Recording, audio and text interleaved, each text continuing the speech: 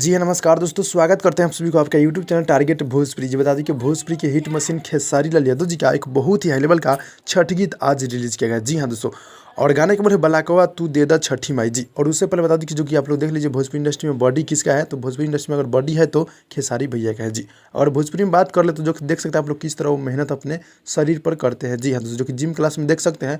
और आज एक बहुत ही गजब का गाना छूटा है जो कि सारेगामा हम भोजपुरी से छूटा है, बलाकवा तू दे दा छठी माई, जो कि छठ गीत है। गाना बहुत ही हाई लेवल का है और फिट में शिल्पी राघवानी देखने को मिल जाएगी जी। शिल्पी राघवानी के बहुत ही गजब के यानी कि वीडियो होता है और हमारे भोजपुरी के हिट मशीन ट्रेंडिंग स्टार गायक खेसारी लाल यादव जी का। जी हाँ दोस्तों, और आप लोग से बता दूं कि गीत को लिखे बड़े भैया पवन पांडे जी और म्यूजिक है आर्या शर्मा जी का। जी आर्या शर्मा जी का म्यूजिक एक से बढ़कर एक होता है जी।